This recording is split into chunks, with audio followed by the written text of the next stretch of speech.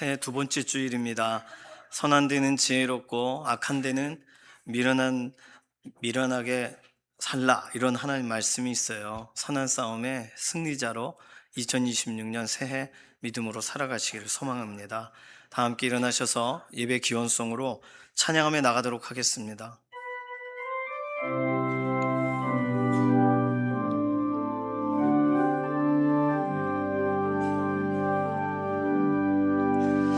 나 주님을 사랑합니다. 참 사랑의 주를 경배한 마음으로 예배드리니 우리들의 예배를 받으소서.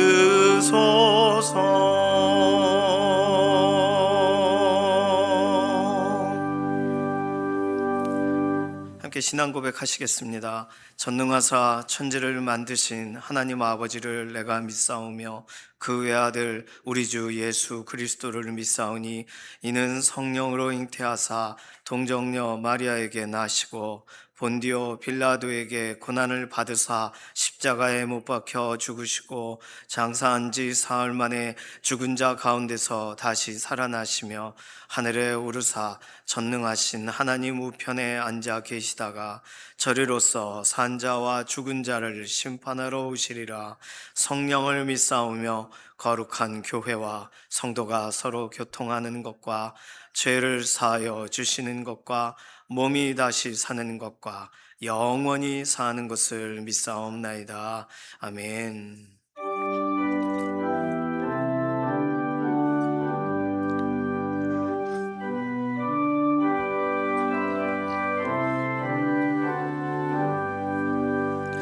전능왕 오셔서 주 이름 찬송케 하옵소서. 영광과 권능의 성부여 오셔서 우리를 다스려 주옵소서. 강생한 성자여 오셔서 기도를 들으소서.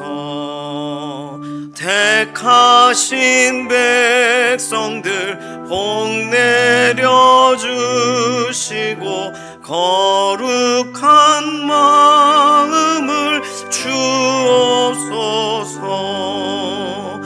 위로의 주 성령 오셔서 큰 증거 주옵소서. 전능한 주시여 각 사람 마음에서 떠나지 마시고 계십소서. 성삼일체께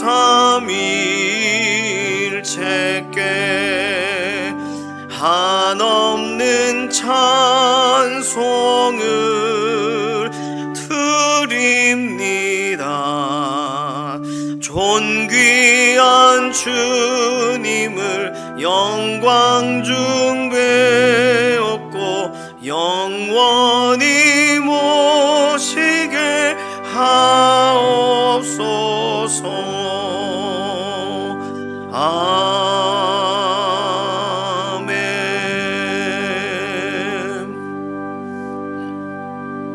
모두 자리에 앉으셔서 교독하시겠습니다. 교독문 82번 빌립보서 2장입니다. 너희 안에 이 마음을 품으라. 그리스도 예수의 마음.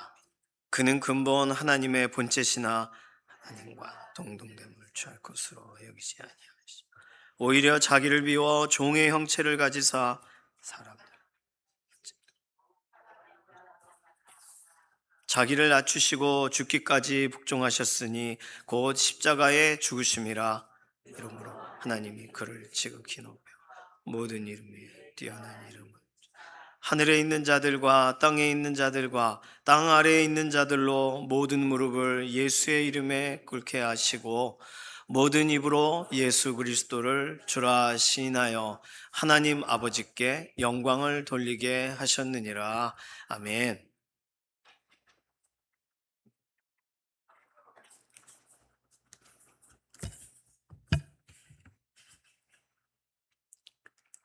존귀하시고 자비로우신 하나님 아버지, 지나온 한 주간도 주님의 날개 아래 우리를 보호하여 주시고 2026년 새해의 두 번째 주일을 맞아 거룩한 성소에서 예배하게 하시니 찬양과 감사를 드립니다.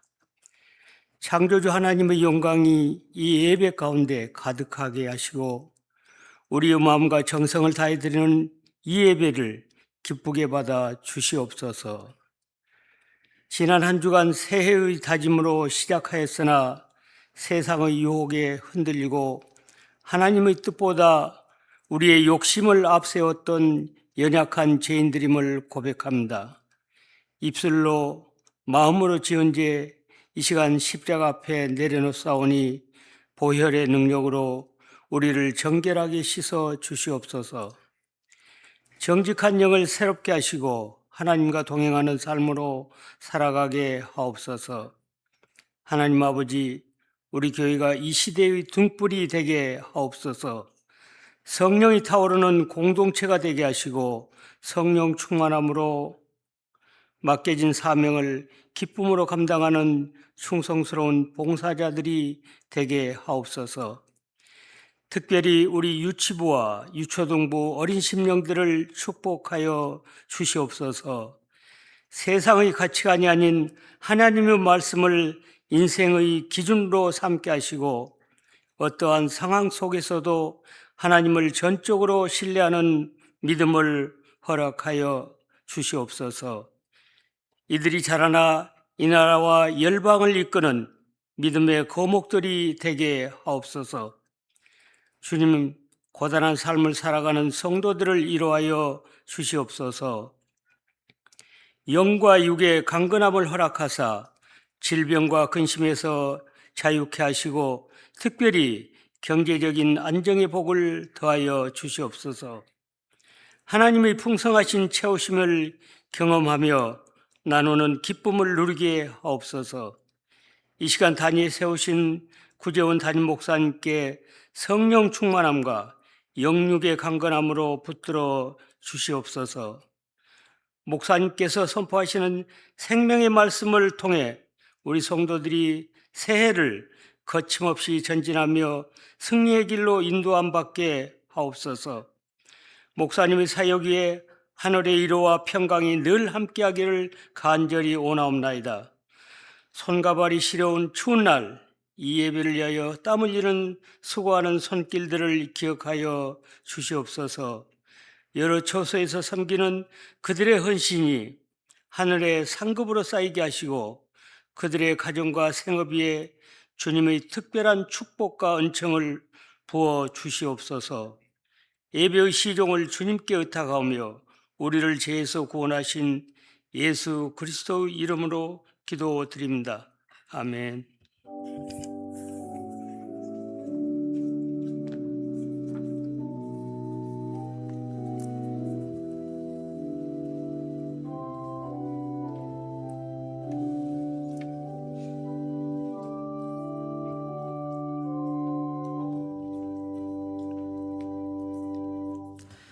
다 함께 찬송가 284장 찬송하시겠습니다.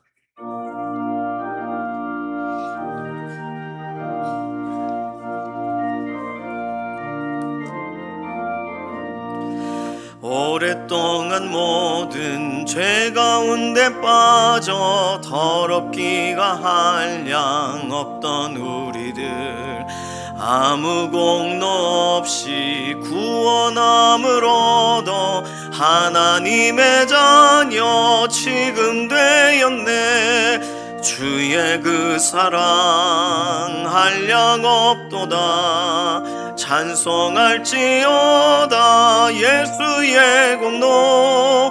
주의 그 사랑 한량 없도다. 찬송할지어다 예수의 공로. 주의 보혈로서 정결하게 씻겨 죄악에서 떠난 몸이 되었고, 세상 근심 구름 간 곳 없어지니 하나님의 빛이 영화롭도다.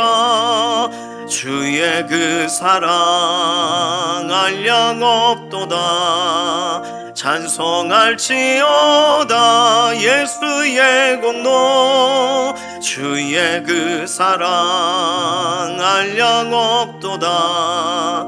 찬송할지어다 예수의 공로. 죄의 깊은 잠과 뜬 세상의 꿈을 어서 깨어나라 나의 친구여.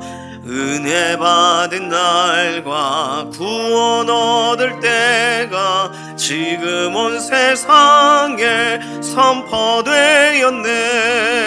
주의 그 사랑 한량 없도다. 찬송할지어다 예수의 공로. 주의 그 사랑 한량 없도다. 찬송할지어다 예수의 공로. 오늘 주시는 하나님 말씀은 에스겔 30장 1절에서 19절까지 말씀입니다. 또 여호와의 말씀이 내게 임하여 이르시되, 인자야 너는 예언하여 이르라. 주 여호와께서 이와 같이 말씀하시되, 너희는 통곡하며 이르기를 슬프다 이날이여 하라. 그 날이 가깝도다. 여호와의 날이 가깝도다.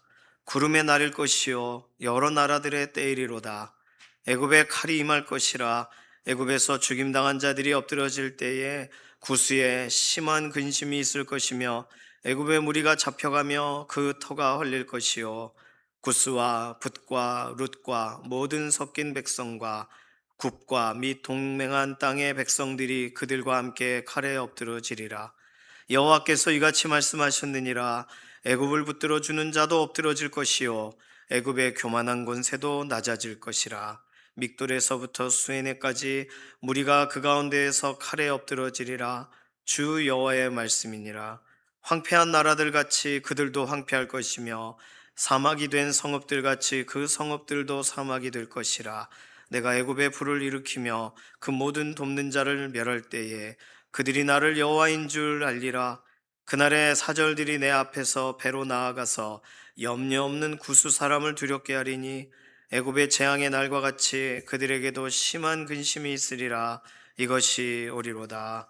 주 여호와께서 이같이 말씀하셨느니라.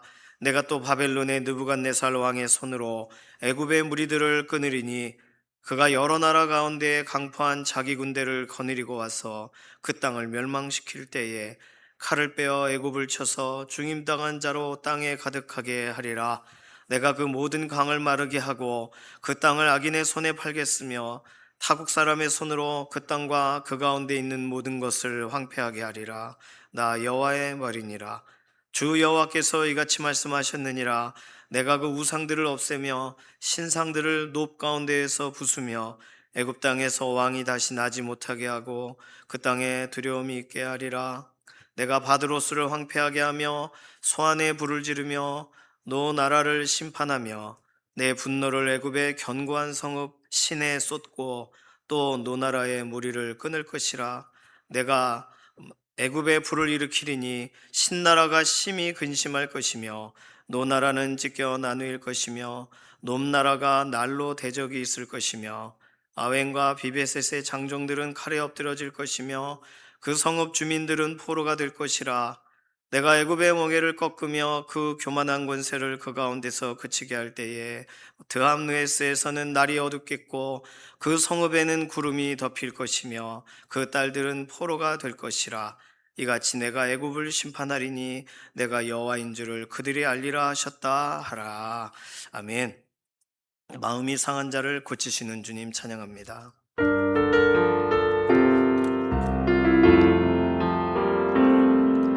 마음이 상한 자를 고치시는 주님, 하늘의 아버지 날 주관하소서. 주의 길로 인도하사 자유케 하소서. 새 일을 행하사 부흥케 하소서. 의에 줄이고 목이 마르니 성령의 기름 부소서. 의에 줄이고 목이 마르니 내 잔을 채워 주소서. 의에 줄이고 목이 마르니 성령의 기름 부소서. 의에 줄이고 목이 마르니 내 잔을 채워 주소서.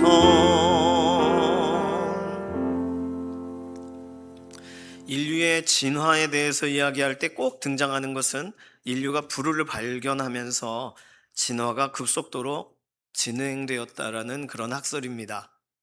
그렇습니다. 불을 발견하기 전에 인류를 상상을 해보면 이건 어디까지나 상상이에요. 유인원들이 우리는 그렇게 믿질 않지만 하나님이 아담을 창조하시면서 시작되었지만 진화론자들은 어떻게든 지금의 이 상황과 과거의 뼈와 이런 증거들을 합쳐보려고 하다 보니 그래서 진화론의 개념이 발생했잖아요. 그들이 생각할 땐 그런 거예요. 불을 발견하기 전에 인류는 어땠을까? 거기서 출발하는 게 굉장히 이렇게 날 것을 먹고 또 추위에 떨고, 근데 불이란 걸 발견한 다음에 완전히 달라진 거죠. 호호 호호 이러면서 불이라는 걸 처음 보니까 어떻게 불이 붙어서 그랬든지 이렇게 하다가 불이 붙었든지, 그래서 신기해서 이렇게도 해보고 모두 올려보고 모두 태워보고 모두 하다가 끓이는 문화와 태우는 문화와 굽는 문화가 발생했다, 이런 거겠죠. 인류의 모습을 아주 태고적을, 그리고 그 다음에 불이란 걸 발견한 다음을 구분해 본다면 굉장한 차이를 상상할 수가 있습니다. 불은 참 유용한 자원입니다. 회를 좋아하시는 분들은 상관이 없으시겠지만 질이나 구이를 좋아하시는 분들, 지짐이나 부침이나 찌개나 국 종류를 좋아하시는 분들, 일단 튀김 그러면 일단 가져와 봐라, 무슨 튀김이든지 먹어는 보자, 이렇게 하시는 분들은 불이 없는 주방을 상상할 수가 없습니다. 몸을 생각해서 삼계탕을 먹기는 하지만 사실 어릴 적부터 저와 저희 형은 물에 빠진 음식을 별로 좋아하지 않았어요. 불에 들어갔다 나온 음식을 더 좋아했죠. 옥수수만 해도 그렇습니다. 아버지가 옥수수를 사오실 때 이화여대 다니셨는데 이대 앞에 이렇게 육교 아래서 옥수수를 구워서 파시는 분이 계셨어요. 그래서 구운 옥수수. 그래서 저는 옥수수를 찐 거보다 구운 걸 먼저, 모르겠어요. 기억에 이 혼란이 일어나고 있습니다, 요즘. 그런데 구운 옥수수, 겉은 바삭바삭하고 안은 쫀득쫀득하고 겉은 막 이렇게 시커멓게 탔지만 달달한 걸 묻혀놔가지고 아주 맛있었던 기억이 납니다. 물론 옥수수는 생으로 먹어야 맛있지 이렇게 생각하는 분도 계실 거예요. 저는 안 믿었어요, 그걸. 그런데 생으로 먹어야 맛있는 옥수수가 있더라고요. 그걸 먹는 순간 새로운 세계를 만나게 되었습니다. 옥수수는 원래 쪄서 먹거나 구워 먹는 줄 알았는데 생으로 샥샥, 곧 나올 때 딱 먹어야 됩니다. 그거를 대부분은 물에 찌거나 불에 버터를 발라서 굽거나 정말 맛이 기가 막힙니다, 옥수수. 그런데 물론 난 그런 옥수수를 먹어본 적이 없다. 옥수수는 알갱이를 따로 떨어뜨려야지. 그렇습니다. 그거 알갱이 하나하나에 기름을 넣고 소금을 넣고 프라이팬에 볶으면 그게 팝콘이죠. 바다닥 팍탁 토닥 탁탁 이렇게 요즘은 이렇게 조그맣게 생겨서 이 렌즈에다 넣고 딱 그 시간 안에 그 안에서 바바바바박 터져서 크게 커져요. 그러면 갓 그 만든 팝콘을 집에서도 먹을 시대가 됐어요. 불을 응용해서 나온 거겠지만 이런 전자레인지 같은 것도 굉장히 유용해요. 뭐 영화 같은 데 나오는 불의 능력을 사용하는 그런 능력자 보면 불을 조절을 못하니까 막 헤매다가 조절할 수 있으니까 아주 큰일을 행합니다. 그런 거 보면 불이라고 했을 때 불의 진짜 장점은 조절을 잘 할 때 유용해진다입니다. 안 그러면 초가 삼간을 다 태워버리니까요. 예를 들어 봄철에는요, 하얀색 꽃가루 같은 것들이 온 동네에, 특히 미국처럼 이렇게 넓은 그런 데는 쫙 깔려요. 저걸 어떻게 다 치우나. 아폴로 눈병의 원인이 되기도 하고, 뭐 꽃가루는 죄가 없어요. 꽃가루는 날려서 다른 데 가서 이렇게 또 새롭게 새로운 이런 시작을 해야 되는데 워낙에 많으니까 이게 쓰레기가 되는 거죠. 저걸 어떻게 치우나, 빗자루로 쓸어도 어려울 텐데. 그러니까 그런 데는 공원에 불을 놓더라고요. 그러면 불을 탁 놓으면 그 위에 있는 꽃가루만 쏙, 이게 하얀 이런 것만 사사삭 탑니다. 나머진 다 그대로 있어요. 그러니까 그런 거 보면 참 신기해요. 제일 추운 날에는 우리는 손난로를 가지고 다닙니다. 오늘은 손난로 가지고 다니셔야 되는 날이에요. 손난로는요, 불을 조절하는 아주 기가 막히는 방법이 그 안에 들어가 있습니다. 손난로는요, 부직포로 되어 있고 우리 눈엔 보이지 않는 미세한 구멍들이 뚫려 있어서 그 안에 철가루, 톱밥, 활성탄과 또 구멍이 굉장히 많은 광물인 버미큘라이트라는 광물이 그 안에 들어가 있다고 합니다.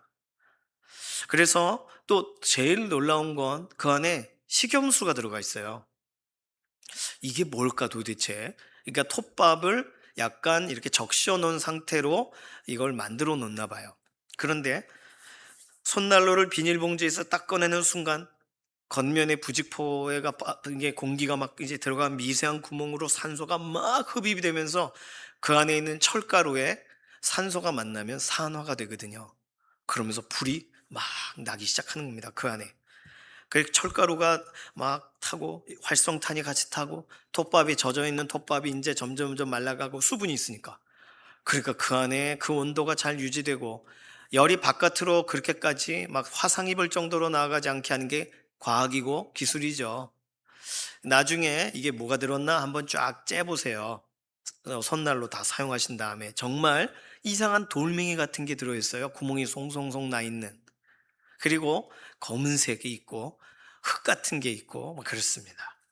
저는 유초등부실에서 아이들이 이 손난로 던지기 놀이를 하다가 펑 터진 걸 한번 본 적이 있어서 그 안에 뭐가 들어있는지 그때 아이들과 던지기 놀이가 과학 시간이 된 적이 있습니다.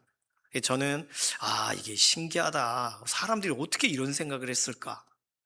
물론 손난로 같은 이런 것이 이런 방산산업이나 이런 데서부터 과학적인 실험을 통해 시작되었을 수도 있습니다. 군인들은 추우니까 이런 어떤 갑작스럽게 급격하게 온도가 올라가 데울 수도 있고 하는 그런 요리 음식들이 있잖아요. 그러니까 참 과학이란 건 참 유용한 거예요. 불은 좋은 겁니다. 오늘 여기도 엄청 추울 수 있는 걸 1시간 그 전부터 떼가지고 그나마 미지근한 거예요. 불이 없다면 우리는 이렇게 어두움 속에 있겠죠? 밝은 빛을 보게 되는 것도 불의 유익점입니다. 자, 그런데 오늘 본문을 보니까 그 좋은 불을 하나님께서 애굽에 주신대요. 애굽에 불을 일으키리니 그러셨어요. 애굽은 이집트를 말합니다. 이집트가 추울까요? 더울까요? 이집트 가장 더울 때 5월에 역사적 기록 47.8도. 뭐 체감 온도는 더 높겠죠. 우리가 상상하기 어려운 날씨입니다. 이집트 추운 나라, 아니 더운 나라입니다.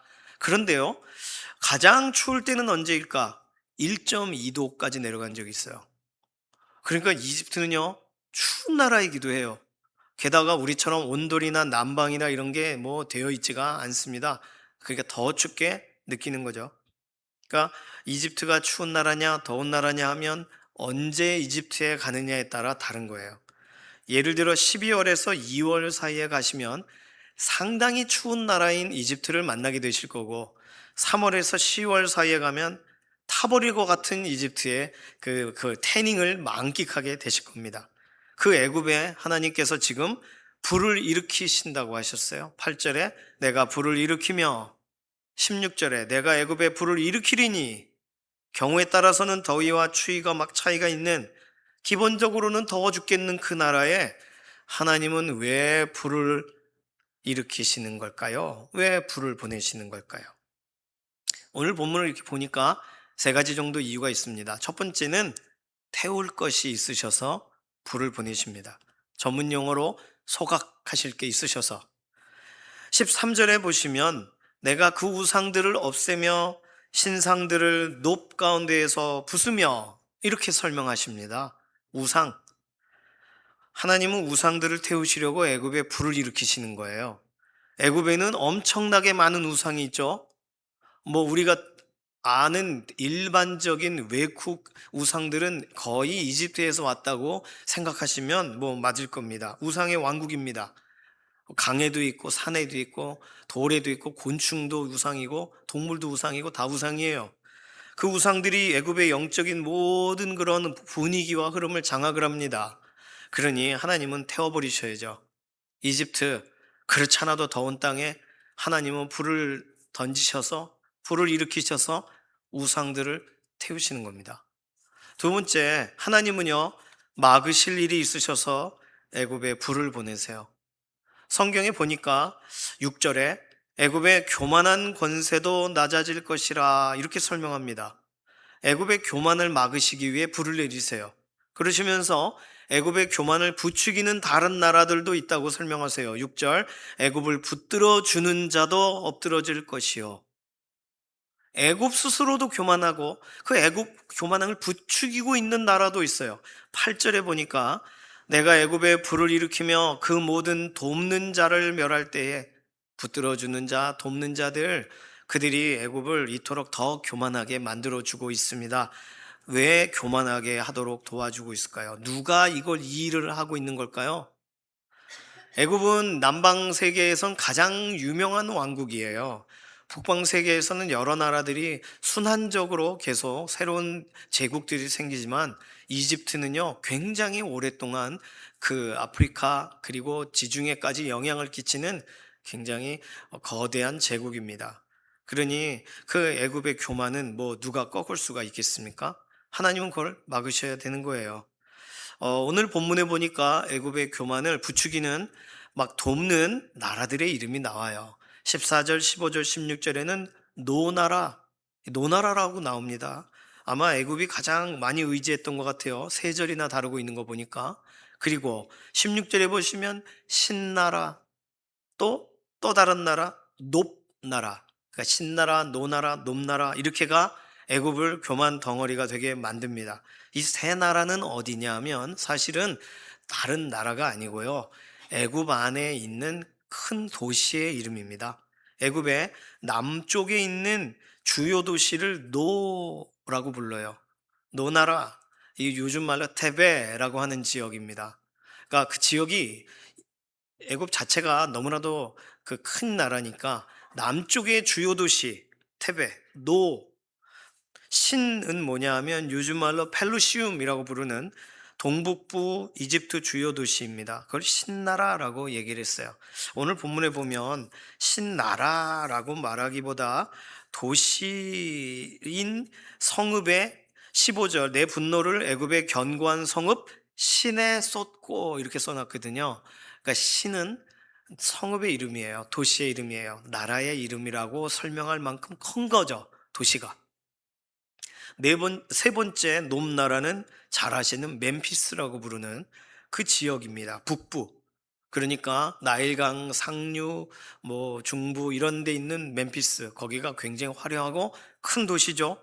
북부 이집트의 주요 도시입니다.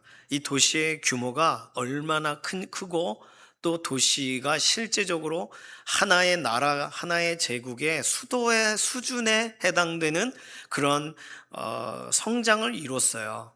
그러니까 성경에서는 이것을 도시라고 말하기도 뭐하고 나라급이지 않냐 역대급이다. 그래서 이것을 각각 노나라, 신나라, 놈나라 이렇게 설명하고 있습니다. 그러니까 하나님은 각각의 이집트 전역에 세워져 있는 거대한 도시들을, 그 이집트 전체를 결과적으로 교만하게 만드는 돕고 있는 자들로 보신 거예요. 우리는 이집트 하면은 하나의 이런 통치권이라고 생각하겠지만, 예전에는 이렇게 블레셋과 같이 여러 개의 성읍들이 나눠서 역할을 가지고 있다가 이게 통합이 되는 하나의 힘을 얻게 된 것이니까, 어떤 면에서는 노나라와 신나라와 놈나라라고 설명하는 게 맞을지도 모르겠습니다. 하나님은 이렇게 애굽 전체를 향하신 총체적인 징계를 진행하시는 거예요. 그걸 16절에 설명을 하죠. 노나라는 찢겨 나뉘게 하시고 신나라는 심히 근심하게 될 것이며 놈나라는 날로 대적이 있을 것이라. 애굽 전체를 향하셔서 하나님이 말씀하시는 내용입니다. 애굽의 교만을 막으시기 위하여 불을 일으키시는 각각의 대상들을 설명하시는 거예요. 마지막으로 오늘 본문에서 우리가 확인할 수 있는 건, 하나님이 애굽에 왜 그 더운 나라에 불을 보내실까? 알게 하시려고 불을 보내세요. 뭘 알게 하시려냐 하면, 이 에스겔서에 지속적으로 설명하고 있는 내용 중에 하나인 하나님, 이 일을 행하시는 분이 하나님이시라는 사실을 알게 하시려고. 8절에 보시면, 내가 애굽에 불을 일으키며 그 모든 돕는 자를 멸할 때에 그들이 나를 여호와인 줄 알리라. 19절도 비슷한 설명이 있습니다. 이같이 내가 애굽을 심판하리니 내가 여호와인 줄을 그들이 알리라 하셨다 하라. 세상의 수많은 일들은 모두 하나님의 섭리와 허용하심 안에서 진행이 됩니다. 사람들이 생각할 때는 정치적인 계산과 경제적인 이익 때문에, 또 어떤 사람들의 인구의 이동 때문에 일어나는 일 아니냐 이렇게 보겠지만, 하나님은요 그 모든 것들을 도구로 사용하시고 또는 허용하실 분이세요. 그러니 하나님은 그냥 사건으로 끝나지를 않으시고, 이거 내가 일으킨 일이야 라고 교훈하시기를 원하시는 거예요. 이 일이 있기 전에 내가 먼저 얘기했어 라고 말하시는 거예요. 그래야 나중에 실제로 그 일이 일어났을 때, 야, 이거 하나님이 말씀하셨던 그 일이구나 이렇게 깨닫게 하시기 위해서입니다. 사실 세상 그 어느 나라보다 애굽은 하나님이 하신 일을 잊을 수 없는 증거를 가진 나라입니다. 이스라엘 백성이 나가려고 할 때 못 나가게 막으니까 하나님이 10번의 재앙을 통해서 이스라엘을 애굽을 완전히 초토화시키시고 이스라엘을 당당하게 나아가게 하셨거든요. 그러니 애굽에 지우고 싶은 역사, 생각하고 싶지 않은 역사가 그 열 재앙 사건이에요. 그러니 하나님 너무 싫어라고 생각해야 될 그런 애굽이 지금 내가 또 너희에게 이런 일을 일으키겠다라고 말씀하시는 걸 본 때, 애굽은요 이미 열 재앙에 대해서 아주 그냥 잊으려고 작정을 한 것입니다. 하나님에 대한 두려움을 상실한 거죠. 이스라엘이란 나라를 막 흔들고 영향을 주려고 하는 걸 보면, 그 남북으로 나누어지는 왕조 때에 이미 애굽은 자신의 힘을 과신하고 자신이 한때 하나님이 내리누르셔서 납작하게 됐었다는 것을 잊어버린 겁니다. 그러니까 하나님은 이런 일들을 통해서 애굽에 내가 역사하고 있다라고 알게 하시려고 하는 일을 위해 하나님은 애굽에 불을 내리시는 거예요. 오늘 우리는요, 이 애굽에 관련된 심판의 본문 중에 한 대목을 살펴봤습니다. 오늘 애굽을 향해 불을 일으키시는 하나님과 그렇게 하시는 이유에 대해서 봤어요. 자, 그런데 신약에서도 이와 비슷한 표현이 있다는 거예요. 신약 누가복음 12장 49절에 예수님이 하신 말씀입니다. 내가 불을 땅에 던지러 왔노니 이 불이 이미 붙었으면 내가 무엇을 원하리요? 예수님이 직접 하신 말씀이세요. 이 불이 이미 붙었으면 내가 뭘 더 바라고 뭘 더 원하겠는가? 자, 애굽에 심판을 내리시는구나, 불을 내리시는구나 라고 우리는 에스겔 본문을 읽고 끝날 수 있는데, 이건 애굽으로 끝날 일이 아니에요. 오늘 신약 성경에 설명하신 예수님이 오신 목적 자체가 불을 던지기 위해 오셨다고 해요. 이 본문으로 설교를 많이 안 하십니다. 이 본문은 딱 한 구절 써 있기 때문에 그럴 수도 있고, 그러나 오늘 에스겔서와 이 본문이 마침 연결이 되어져요. 오늘 예수님이 땅에 불을 던지러 오셨다는 말은 부흥의 불을 말씀하시는 거 아닙니다. 변화의 불을 말씀하시는 거 아니고요. 성령의 불 말씀하시는 건 더더욱 아닙니다. 오늘 누가복음 12장 49절에 불을 내리시겠다, 불을 던지시겠다는 건 오늘 에스겔서에 설명하고 있는 애굽의 하나님이 불의 심판의 불을 던지신다, 심판의 불을 일으키신다와 똑같은 내용이에요. 아모스서에서는 이것을 하나님께서 아주 상세하게 구체적으로 아주 그냥 도시와 도시, 나라와 나라에 하나님이 불을 보내시는 것에 대해 기록이 되어 있습니다. 아모스서 1장, 2장에 아주 많이 나와 있는데 그냥 하나하나씩 좀 보면 1장 4절에는 내가 하사엘의 집에 불을 보내리니 베나닷의 궁궐들을 사르리라. 1장 7절에 보시면 내가 가사성에 불을 보내리니 그 궁궐들을 사르리라. 1장 10절에는 내가 두로성에 불을 보내리니 그 궁궐들을 사르리라. 1장 12절에는 내가 대만에 불을 보내리니 그 궁궐들을 사르리라. 1장 14절 내가 라빠성에 불을 놓아 그 궁궐들을 사르되 2장 2절에 보면 내가 모압에 불을 보내리니 그리옷 궁궐들을 사르리라. 2장 5절에 내가 유다에 불을 보내리니 예루살렘의 궁궐들을 사르리라. 아모스 선지자는요, 포로되기 전에 선지자예요. 하나님이 이스라엘 향하신 여러 나라에 대한 심판을 얘기하시면서 불을 보내겠다 하시면서 결국에는 유다까지 보내세요. 그렇습니다. 이 표현 그대로 하나님은요, 그 나라 그 땅 가운데 하나님이 태우기 원하시고 막기 원하시고 알게 하기 원하시는 일들로 하나님은 불을 보내셔요. 그런데 그 일 그대로를 우리 주 예수님이 이 땅에 하기 위해 오셨다는 거예요. 예수님이 불을 던지러 오셨다고 합니다. 그러면 예수님은 어떤 불을 던지러 오신 걸까요? 그리고 구약에 하나님이 하셨던 그 일이 예수님께도 동일하게 연결되어 사역으로 진행이 되실 것인데, 그럼 무엇을 태우시기 위해서 오시는 걸까요?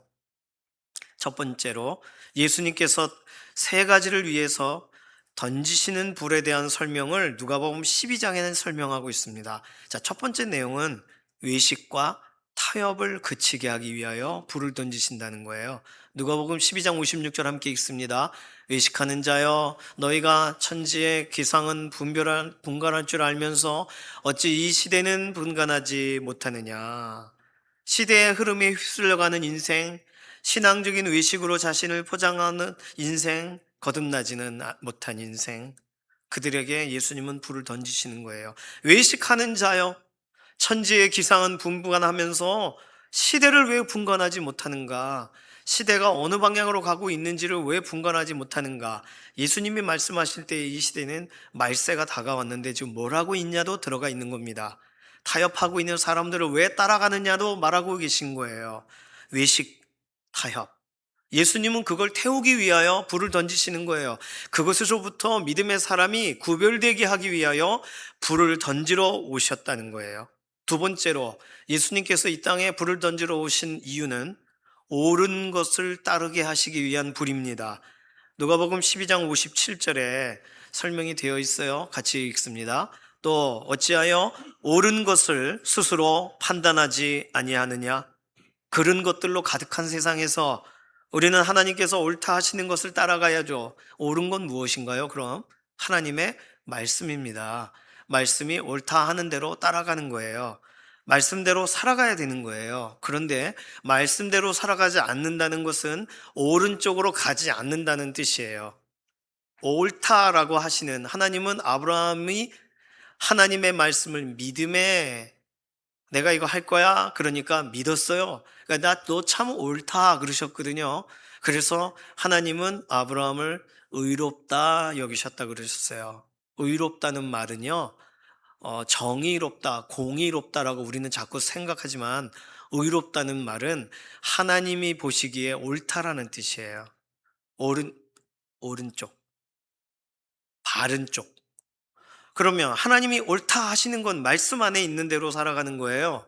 말씀과는 상관없이 말씀과 유사하게 말씀과 비슷하게 살 수는 있어도 말씀을 따라가는 사람과는 완전히 기준이 다른 거죠. 그러면 말씀대로 살아가지 않는 삶을 향하여 예수님은 불을 던지러 오시는 거예요. 불이 이미 붙었으면 내가 뭘 더 원하리요? 예수님은 불을 던지시는 분이세요. 이중적인 크리스찬들에게 불을 던지러 오시는 거예요. 불붙은, 그래서 거칠애가 스스로 막 벗어지도록, 그래서 새 옷을 입을 수 있도록 우리 주 예수님은 불을 던지러 오셨다고 하시는 거예요. 옳은 것, 옳고 분명한 것, 아무리 생각해도 이건 옳은 거야 라고 하는 쪽으로 가야죠. 그러나 그냥 타협하고 그런 부분들에 대해 예수님은 보실 수 없는 분이십니다. 어찌하여 옳은 것을 스스로 판단하지 아니하느냐? 이 누가복음 12장에 말씀하신 것처럼 예수님 다시 오시는 날에도 우리에게도 동일한 말씀을 하실 거예요. 너 옳고 그름에 판단할 수 없었니? 그 질문에 우리는 충분한 답변이 돼야 될 것입니다. 상황이요, 환경이요, 여러 가지를 말할 수 없는, 말씀이 내가 말했으니까 말씀대로 따라가야지 라고 했었으면 더 이상 할 말이 없는 상황이 우리에게 없어야 되겠습니다. 말씀을 따라가시는 믿음의 동역자 되시기를 소망합니다. 마지막으로 예수님께서 불을 던지시는 이유는 신앙적인 결단을 하게 하시기 위해서예요. 누가복음 12장 51절에서 53절, 좀 길지만 우리가 좀 쭉 같이 읽기를 원합니다. 함께 읽습니다. 내가 세상에 화평을 주려고 온 줄로 아느냐? 내가 너에게 이르노니 아니라 도리어 분쟁하게 하려 함이로라. 이후부터 한 집에 5사람이 있어 분쟁하되 셋이 둘과 둘이 셋과 하리니 아버지가 아들과 아들이 아버지와 어머니가 딸과 딸이 어머니와 시어머니가 며느리와 며느리가 시어머니와 분쟁하리라 하시니라. 자, 그러면요, 집안이 이 위장된 평화를 깨시는 거예요. 다시 말해서 가정은 어떤 것입니까? 가정은요, 각자 살고 싶은 대로 막 살고 밤에 와서 잠만 자는 것이 가정인가요? 아니요. 막 살면 저녁에 아버지가 부르시죠. 너 잠깐 와봐라. 너 요즘 어떻게 살고 있니? 그렇게 살면 안 돼. 가정은요, 바른 기준 앞에 다시금 자녀들을 세워놓는 곳이에요. 그리고 내가 옳다고 생각하고 내가 옳다 생각해서 투자했지만 식구들이, 가족들이 그거 아니야, 지금 투자할 상황이 아니야, 그럼 멈춰야 되는 거예요. 서로가 조율을 해야 되는 자리예요. 함께 하나의 공동체를 만들어 가야 되는 거죠. 그러니 서로를 돌아보고 서로를 바라보는 것이 가정이어야 됩니다.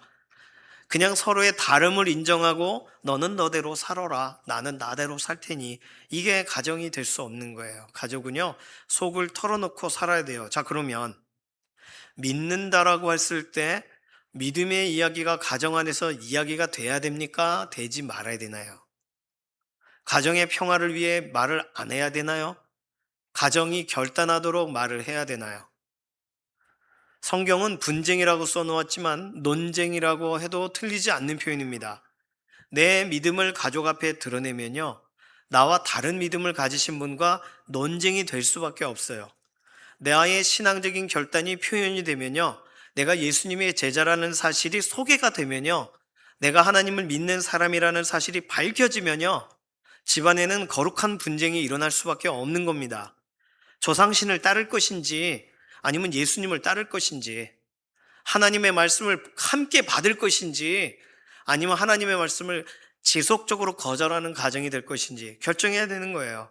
그런데 우리가 죄와 허물로 죽은 우리를 살리셨도다 하셨으니까 살아난 사람이 죽음 가운데 죽어가는 문화 속에 다시 들어가기는 상당히 어렵습니다.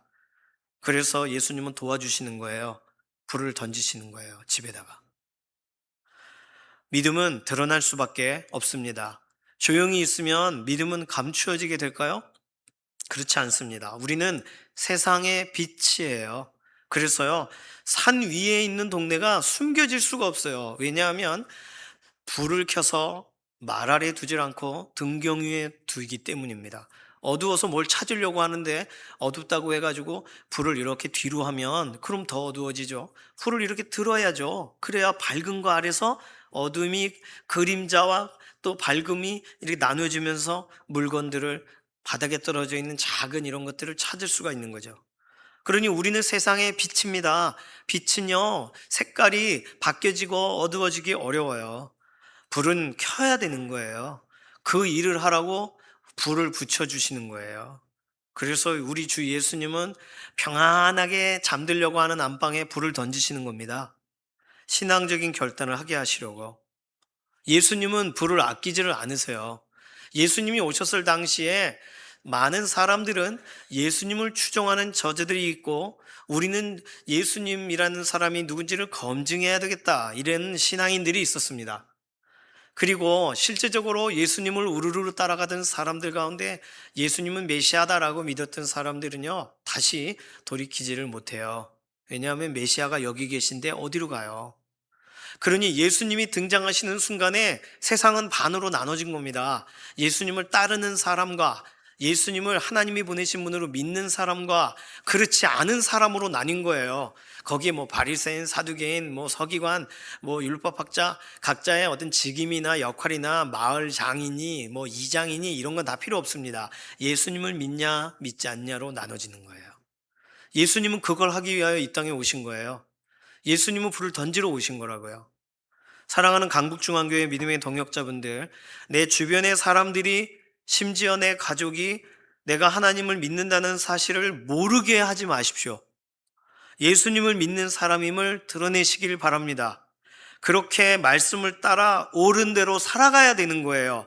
그게 안 될 때에 예수님은 우리의 심령에 불을 던지시고 우리의 삶 가운데 불을 던지실 겁니다. 외식하거나 타협하는 것이 일상화되어 있는, 그렇게 해야만 살아남을 수 있는 직장에 어떤 위계 질서나 구조가 있을 수도 있습니다. 그러나 신앙은, 믿음은 감출 수가 없는 거예요. 그러니까 하나님은 예수 그리스도를 통하여서도, 구약에는 막 불을 던지신 하나님이 예수님을 통해서는 이제 화해로, 물을 막 이렇게 하시나요? 전혀 그렇지 않으세요. 구약과 신약은 연결되어 있어요. 하나님이 하시는 그 일을 예수님이 동일하게 하시기 위하여 오시는 거예요. 그러니 하나님은 오늘 우상과 타협하고 있는 것도 솎아내기 위해 불을 보내실 겁니다. 이미 에스겔서에 설명하는 내용이 우리 삶에도 그대로 적용되게 하시는 거예요. 교만하는 것도 태워버리시기 위하여 하나님은 불을 보내실 거예요. 동일해요. 하나님이 이 일을 하신다는 사실을 알게 하시기 위해서. 그리고 우리 인생 가운데에 신앙적인 결단을 하도록, 타협이 없도록, 옳은 대로 따라가도록, 그래서 예수님은 동일하게 불을 던지시는, 불을 일으키는 정도가 아니라 불을 던지는 분으로 성경은 묘사하고 있다는 것입니다. 오늘 말씀을 대하면서 애굽에 불을 내리시는 하나님께서, 이 땅에 불을 던지러 오시는 예수님께서 어떤 일을, 왜 그 일을 행하시는가 우리는 살펴봤습니다. 그러면 이제 이 말씀을 우리 마음에 담고 우리가 해야 될 일은 뭐예요? 기도입니다. 이 시간에 하나님, 저의 잘못된 것이 있다면 태워주십시오. 교만한 부분이 있다면 막아주십시오. 하나님, 더 깊이 알게 하시려고 애굽에 불을 내리셨듯 오늘 내 인생도 강하게 붙들어 주십시오. 어떤 때에는 외식을 하고 타협을 하고 그런 것을 이렇게 분별하지 못해 옳은 것을 찾지 못할 때, 뭘 어떻게 해야 될까 신앙적인 결단에서 머뭇거릴 때, 우리 주 예수님, 내 인생의 삶의 순간에 불을 붙여 주시옵소서. 우리는 거룩하게 구별되어야 되고, 우리는 새해를 맞이하여 새로운 시작점에 서 있어서 지금 이러한 기도를 하기가 가장 좋습니다. 우리 인생의 나무와 지푸라기 같은 것은, 헛된 내 마음속에 있는 모든 것은 태워주시고, 믿고 의지하는 그 마음은 정금과 같이 되도록 그렇게 우리에게 불을 일으키시고 불을 던져주십시오. 우리 스스로는 우리를 지키기가 어려우니까요. 오늘 에스겔서의 하나님이, 그리고 신약 누가복음의 예수님이 동일하게 우리를 대면하실 겁니다. 도와주실 겁니다. 우리 인생 가운데에 실제적으로 불을 던지시고 불을 일으키시고, 그래서 정결케 하시고 정금같이 되게 하시는 그 역사를 이번 한 주간도 우리 인생에 일으켜 달라고 우리 맡기는 기도로 잠시 통성으로 기도하겠습니다. 살아계신 하나님 감사합니다. 오늘 구약의 말씀을 읽고 하나님께서 나라와 민족을 심판하시는 것을 보며 하나님 참으로 놀랍습니다. 이스라엘 백성의 원수들을 저렇게 심판하시는군요 라고 우리는 대할 수 있으나 예수님이 이 땅에 오신 목적이 불을 던지러 오셨다고 하셨으니 오늘 우리 안에 아직 구별되지 못한 것을 태우시려고, 그리고 타협하고 외식하는 것을 태워버리시려고, 옳은 길을 따라가지 못하는 그런 데 머뭇거리는 인생을 다시금 돌이키게 하시려고, 그리고 오늘 가정 안에서 정말 아버지와 아들이, 아들과 아버지가, 며느리와 시어머니가, 그리고 어머니와 딸이 가족 안에서 신앙적으로 온전히 바로 서도록 오늘 우리 심령에 불을 던지시고 우리 인생에 오늘도 구별됨이 있도록 오늘 거룩을 향하여 하나님께서 우리 예수 그리스도를 통하여 불을 던지게 하시는 역사가 일어나고 있음을 우리가 믿습니다. 우리 스스로는 우리 자신을 구별하기가 어려우니 새해에 하나님을 의지하여 바라보는 모든 믿음의 현장마다, 그리고 내가 속하 있는 어느 곳이든 믿는 사람답게 살게 하시고 말씀대로 옳은 대로 참으로 하나님이 그것이 의롭다라고 하시는 그대로 살아가기 위하여 세상과 타협하는 것 자체를 구별해낼 수 있는 믿음의 사람으로 서기를 원합니다.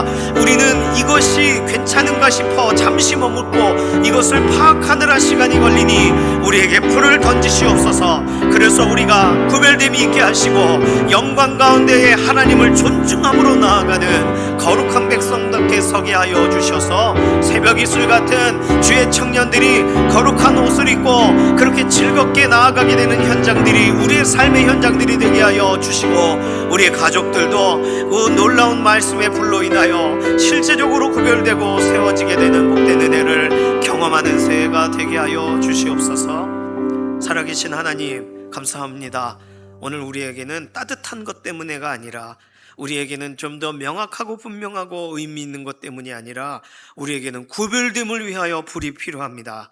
하나님, 우리에게 애굽에 내리셨던 것과 같은 불이, 그리고 예수님 우리 인생에 우리로 하여금 실제로 구별하여 예수님의 뜻 말씀을 따라갈 수 있는 그런 완전한 은혜의 불이 우리의 심령 가운데 던져져 우리가 계속 이 겨울을 온전히 뜨겁게 주의 말씀 따라가는 믿음의 행진이 되어지도록 우리의 인생 붙드시고 새롭게 하여 주시옵소서. 감사드리며 살아계신 예수님의 이름으로 기도드립니다. 아멘. 이 시간 예물로 나아가도록 하겠습니다.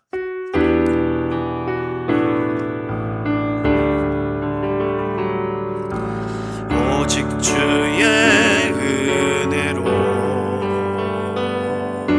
지금 여기 서 있네. 한없는 경배, 한없는 찬양, 내 영혼 예배드리네. 나를 위해 이 땅에 오신 주의 그네, 십자가 고통 이기신 주님, 그 은혜 어찌 잊으리. 주네 날 채우시네, 주네 보게 하시네. 살아가는 동안 은혜로만 살리, 십자가 은혜로. 주네 날 채우시네, 주네 보게 하시네. 살아가는 동안 은혜로만 살리, 십자가 은혜로. 살아계신 하나님 감사합니다. 우리 인생 가운데 오늘도 우리를 살리시는 불로, 우리를 구별되게 하시는 불로, 우리를 다시금 하나님 의지하게 하시는 그런 은혜의 불로 우리 인생 가운데 함께 오셔서 우리를 구별하시고 세우실 것을 믿습니다. 우리 인생 가운데에 하나님 이미 허락하여 주신 선하고 아름답고 좋은 것들이 많이 있는데 그 중에 일부를 구별하여 하나님을 존중함으로 하나님을 기뻐함으로 예물로 올려드립니다. 이 물질이 쓰이는 곳마다 하나님의 영광만이 드러나시기를 원하고, 구별되어야 될 부분들은 구별되게 하시고 분리되어야 될 것들은 분리되기는 역사가 일어나게 하여 주시옵소서. 우리 인생 가운데 비어있는 삶의 공간은 하늘의 신령한 복과 땅의 기름진 복으로 만족하게 하셔서 하나님의 은혜의 단비를 경험하는 믿음의 한 주간 되게 하여 주시옵소서. 감사드리며 살아계신 예수님의 이름으로 기도드립니다. 아멘. 오늘 2부 예배 후에 여선교 원례회가 있습니다. 여선교 회원분들 모두 참여해 주시기를 바랍니다. 오늘 2부 예배 시간에는요, 섬김이가 헌신하는 시간이 있어요. 광고 시간에 잠깐 진행되겠지만 어쨌든 올해 2026년 위원회로 또는 교사로 또 찬양대로 또 이렇게 안내위원 또 헌금위원으로 헌신하시는 분들 다 잠깐 일어나서 선서하고 섬김이 헌신하는 시간이 있어요. 알고 계시고 또 같은 마음으로 또 새로운 결단들이 있으시기를 소망합니다. 오늘 3부 예배는요, 총여선교 헌신 예배입니다. 오늘 선교 헌신 예배 강사는 카자흐스탄에서 사역 중인데 잠깐 귀국하신 정윤택 선교사님이 오셔서 말씀 증거하십니다. 이번 주 화요일은요, 우리 교회가 속한 한북지방에 신년 할애회가 우리 교회에서 있습니다. 지방의 교회들이 연합하는 자리예요. 기도로 동역을 해주시기를 바랍니다. 이번 주 토요일 우리 교회에서 진짜 오랜만에 결혼식이 있어요. 노수영 집사님, 김진희 권사님 따님인 노정윤 양과 드웨인 앤더슨, 리사 앤더슨 님의 아드님이신 브라이스 앤더슨 군의 결혼식이 이번 주 토요일 17일 날 정오 12시에 우리 교회 본당에서 여기서 진행이 됩니다. 홍민기 목사님 다음으로는 진짜 오랜만에 하는 것 같아요. 결혼하는 신랑 신부 위해서 많은 축하와 기도를 부탁드립니다. 결혼식에 관련돼서 굉장히 중요한 광고가 있는데요, 토요일 결혼식이 있는 거라 주차난이 심각할 것으로 예상이 됩니다. 차량 문제가 발생하지 않을 수가 없어요. 주일이면 뭐 어떻게 예배 왔다고 하겠지만 토요일이면 이게 답이 없거든요. 따라서 주보에 뭐라고 써드렸냐 하면 외부 손님들만 좀 교회 안 주차장을 쓰게 이렇게 하려고 한다고 써놨습니다. 그러니까 우리 성도님들은 차를 가져오지 마세요. 만약에 그래도 난 다리가 불편해서 가져와야 된다 그러면 교회에는 못 들어오세요. 알고 계시길 바랍니다. 교회에 못 되시고요, 어디 되실 수 있냐, 이것도 광고하면 이것도 그렇긴 하지만 목장 모임 하시느라 잠시 세우셨던 17단지 그리고 18단지 가깝죠. 18단지에 우리 교회 바로 옆에가 공터같이 놀이터의 절반 정도를 주차장화 시켰어요. 그런데 잠깐 이렇게 되면 아무 문제 없다는 뜻이 아니라 할 수 없잖아요. 가져왔는데 어떻게 해요? 그래서 거기다가 대시거나 아니면 잘 알고 계신 또 다른 곳, 뭐라고 설명드릴 수 없습니다. 어딘가에 대고 오셔요. 교회에는요, 못 들어오세요. 그리고요, 나는 관계자인데, 관계자도요, 못 들어오세요. 빼드릴 거예요, 차를요. 그러니까, 왜냐하면 이 브라이스 앤더슨 형제가, 이게 뭐 믿지는 않지만, 그래도 이게 조금, 반응을 합니다. 어쨌든, 이 신앙적 반응이 일어나도록 해야 되는데, 이 형제가 교수님이세요. 그래서 학생들이 올 확률이 있습니다. 그리고 또 이 부모님이 오세요. 그래서 외부 손님들이 오셔도 주차장은 사실 좀 부족합니다. 교회 앞에는 아예 못 되고요. 알고 계시고, 요즘 뭐 그래서 이 주차에 대해 정말 예, 저희 스타렉스도 어디다 다 그냥 갖다 놓고 다 이렇게 치워 놓을 겁니다. 그러니 도보로 오셔서 축하해 주시고 그렇게 도와주시면 우리 교회 주차난이 토요일 해소가 되리라 믿습니다. 꼭 도와주시기를 바랍니다. 기부금 영수증 오늘이 마지막 날이에요. 차차 하지 마시고 기부금 영수증 꼭 필요하신 분들은 오늘까지 신청서 작성하시면, 제가 알기로는 13일 날 아예 올리는 곳 끝 마감으로 알고 있습니다. 그래서 꼭 작성하시기 바랍니다. 추가된 광고가 두 가지 있는데요, 기도표를 주보 사이에 껴드렸습니다. 오랜만에 나왔어요. 자주 나와야 되는데 기도표. 그런데 보니까 어떤 경우에 이 기도가 응답이 되셨는데도 확인을 안 해주시면 우리는 몰라요. 그러니까 응답이 되셨으면 이름을 이렇게 지워주시기 바랍니다. 그래서 이 기도표 그대로 1층 로비 유리면에 부착을 했어요. 그래서 어머 됐는데, 합격했는데, 결혼했는데, 뭐 그렇게 예수님 믿는데 이젠 그럼 이렇게 이름을 지워주십시오. 그렇고 이젠 괜찮아요, 몸 이제 많이 괜찮아졌어요. 그러면 회복에 대한 부분에서도 이름을 지워주세요. 아프시면 또 이름 써주시고 같이 기도할 테니까요. 그래서 기도표를 한번 이렇게 확인해 주시기 바라고, 새롭게 추가가 돼야 될 이름들은 옆에 빈칸이 또 있습니다. 거기다가 써주시기를 바랍니다. 그러면 되겠어요. 마지막 광고는요. 겨울이라 추워서 전열기구를 사용을 하십니다. 그런데 너무 추우니까 최고로 올리시거든요. 불납니다. 여선교실이 한번 이 컨센트가 이게 익어버렸잖아요. 그래서 거기 다시 한번 이렇게 했는데 이게 갑작스럽게 불이 막 고압으로 올라가게 되면 문제가 발생합니다.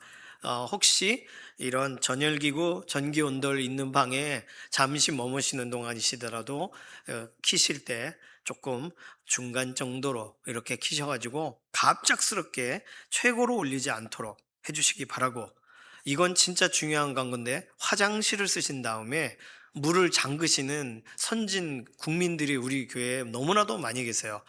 영하 날씨에 잠그면 얼거든요. 그러니까 물을 쫄쫄쫄 누가 틀어놨어? 제가 틀어놨어요. 그러니까 절대로 끄지 마세요. 어떻게 하는지 모르겠다. 모르시면 물을 뜨거운 거와 차가운 거의 중간으로 해서 이렇게 살짝 들으셔서 졸졸졸졸 흐르기만 하고 가세요. 그럼 제가 가끔 가서 물의 이 정도를 줄여 놓으면 되니까, 너무나도 예쁘게 다 꺼놓으시고 가시니까 매번 킵니다. 그러니까 오늘은 영상이 없어요. 오늘은 영화예요, 계속.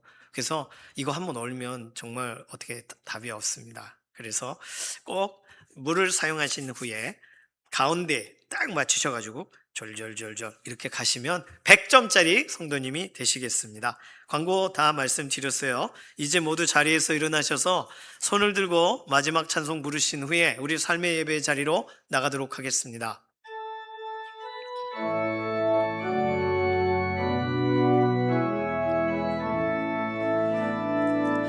살아계신 주,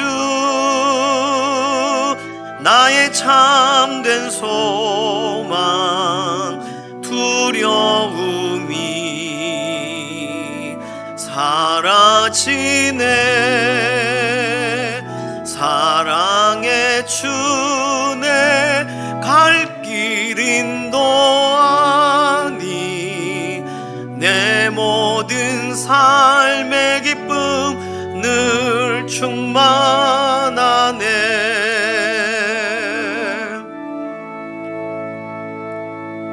이번 한 주간도 하나님의 은혜의 불을 사모하는 사랑하는 성도님들 머리 위에 우리 주 예수 그리스도의 은혜와 하나님 아버지의 극진하신 사랑하심과 성령님의 감동, 감화, 인도, 내주하시는 역사가 이 시간 이후로부터 영원까지 함께 하시기를 예수님의 이름으로 간절히 축원하옵나이다. 아멘.